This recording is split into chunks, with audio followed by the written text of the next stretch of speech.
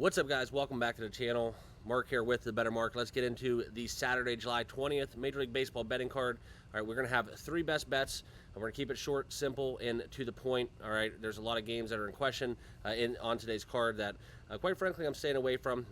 We are on the second day of a bachelor party, too, so I really focused down on kind of cutting the board down to games that I wanted to get involved in, and that's how we wound up with three best bets. We'll recap yesterday as well, 2-2 on the card. And I do want to tell you guys before I talk a little bit about some of my leans, make sure you guys all subscribe down below, smash that like button, and please leave your comments. What picks will you be making for it tonight, okay, and this afternoon's games, okay?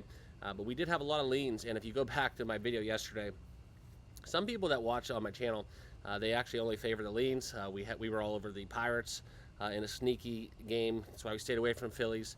We had the Nationals as well as the Detroit Tigers moneyline dogs. We didn't pull the trigger. I'm favoring more totals in this time of the baseball season in the betting market. I want to see some of more data points as we get after the All-Star break, but we are going to get into a couple totals today as well as a team total. So we will have three best bets. They're all on the side of the total, but let's get into some of the games and talk about some of the odds, what we have going on. And I'm just going to briefly run down the board. Like I said, we're playing, for all you Chicagoland people out there, we're playing Cog Hill out in, I believe it's like southern Chicago, staying in a really nice Airbnb, trying to go after Tiger's record. 62 is not safe, so we'll see what happens, but all in good fun. Playing 36 holes today, so but let's get into kind of what I wanted to share with you guys. And sorry I flashed those picks a little bit. Sometimes this thing can be a little bit fickle when I'm traveling. I'm not in the office, so my apologies. But just to get down into some of the odds boards, okay, this is the odds jam I wanted to share with you guys. Big matchups, Kyle Gibson, Charlie Morton for the Cardinals and Braves.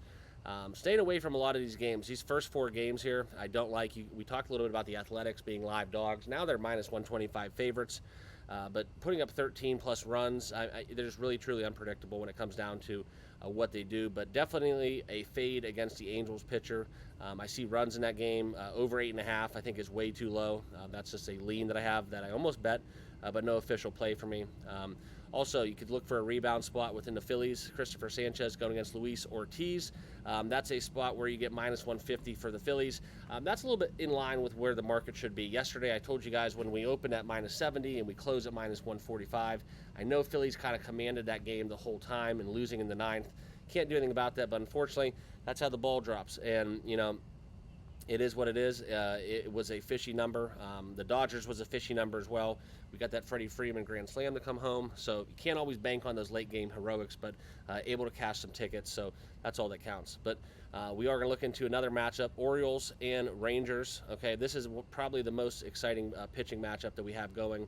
Maybe Dylan Cease going against Gavin Williams with the Indians and Padres, but we got Scherzer, Grayson Rodriguez. It's a coin flip game.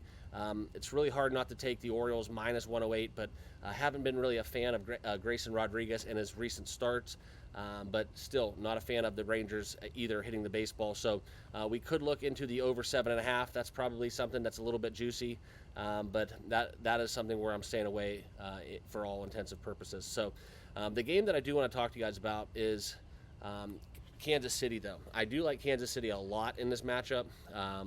However, it's a unbettable price. So as we look at the odds jam, you can see right now minus 196.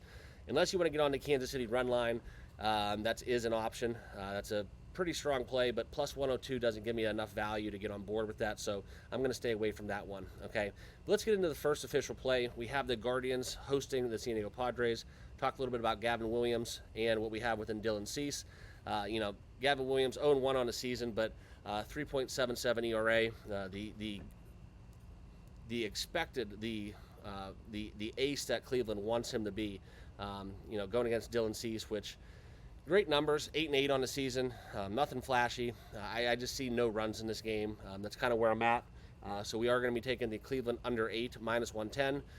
I do look for taking my shots with totals, team totals, this time of the season until I get some more data points statistically where these hitters are at, how the trends are shaping up within kind of the lineup 1 to 9. That's going to be the biggest thing that we have going.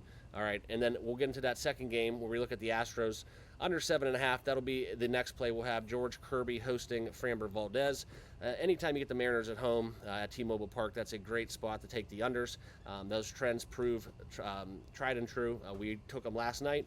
We're going to take them again today. I know that number's down, but it is juiced up -135. It's probably going to hit around 7 too before the time of first pitch. Okay, so we have 9:40 first pitch for that one. So all we need is Framber to kind of lock it down a little bit, and I do trust George Kirby at home, but not enough to get behind the Mariners on the money line. So that'll be my second official play, and then I do like the Cubs. I know I took them in the first 5. I don't trust their bats right now, but Kyle Hendricks going against Zach Gallen. This would be a lean as well if we want to get behind the Cubs again. Take them +1.5. That's an option out there in the market, but not enough for me to bet in this spot. Braves, I like their team total going against Sonny Gray. A little bit of regression, what we've seen with 9-6, 3.34 ERA.